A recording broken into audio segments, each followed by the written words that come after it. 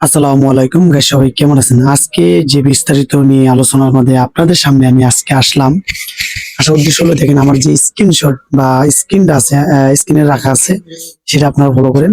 যে আমি এটাই বলতেছি যে দেখেন, আগামী কালকে যে 19 তারিখ, 19 তারিখ রাত্রে যে শিশির মনির আর হলো পাবেল সাহেব, ওনারা আরো দুজন দেখলাম ওনারা লাইভে আসছে। দিরেশালা নিয়ে কথা বলছে বা দিরেশালার বিষয় নিয়ে আলোচনা করছে, দিরেশালা বা পরিকল্পনার জন্য বা এগুলা নিয়ে আলোচনা করছে। তা আমি যেটা মনে করি, দিরাই কন্ট্রোর যে একটা পেজ আছে, এই পেজটা দেখি যে দিরাইশাল্লার বিভিন্ন খবর বা বিভিন্ন ভালো মন্দ সবকিছু তুলে ধরে। আর এই পেজের পক্ষ থেকে আমি যেটা মনে করি, অনেক কিছু অনেক জায়গা থেকে মানুষে দেখতে পারে বা দিরাইশালা মানুষ বিভিন্ন জেলায় থাকে, তারাও দেখতে পারে, ঠিক আছে। আমি মনে করি যে আগামী যে সরি, যে গেছে কালকে রাত্রে, যে 19 তারিখের রাত্রে যে লাইভ আসছিল, এখানে পাবেল সাহ আর শিশির মনির ওনারা মিলাই কিন্তু লাইভে আসছিল।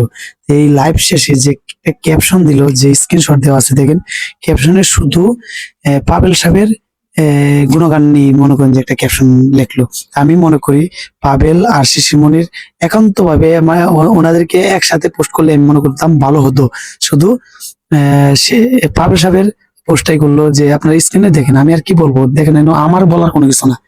তাই আমি মনে করি যে এটা একান্ত বা পার্সোনালিং ভাবে ওরা বা গ্রুপিং ভাবে মনে করেন যে আপলোড করছে। তাহলে এটাই বলুক যে গ্রুপিং ভাবে যে কন্ট্রোল পেজ আছে, এই পেজ ওরা গ্রুপিং ভাবে চালাইতেছে। আর ওরা যদি সাংবাদিকের সিস্টেম বা ওরা যদি এসব খবর তুলে ধরে, যে এসব খবর তুলে ধরতে চায়, তাহলে আমি মনে করি শিশুমণির এই ক্যাপশনের মধ্যে রাখার উচিত ছিল। আরে ভাই, ডিরেক্ট কন্ট্রোল পেজটা দেখলাম ফলোয়ার যে 43 কেনা, কত কে ফলোয়ার। ভাই আমার তো পার্সোনাল আইডি, আমি তো ডিরেক্ট পিছনে তুলে ধরি। হ্যাঁ, আমিও তো আমার প্রায় আছে, ফলোয়ার আছে দেখলাম প্রায় 51 এর উপরে, ঠিক আছে। আমি তো এই হিসাবে দেখি, আমি ডিরেক্ট কন্ট্রোল পেজ আছে, এই পেজ আছে, আমি উপরে আছি, আমার পেজ উপরে আছে। আমি মনে করি আপনারা সামনে এগিয়ে যান, আপনাদেরও সাপোর্ট করি আমি।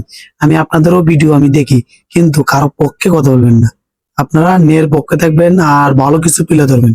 দিরাই কণ্ঠর পেজ যেন সবার কণ্ঠ এর মধ্যে উঠে যায়। ভালো কিছু করেন, আমি মনে করি এটা ভালো হবে। কারো পক্ষে কোনো কিছু করবেন না, যা করবেন ভালো করবেন, মানুষের জন্য ভালো হয়, সব খবর তুলে ধরবেন। কারো ওই যে দালালি বা কোনো কিছু, বা আমি মনে করি সেগুলো ভালো না।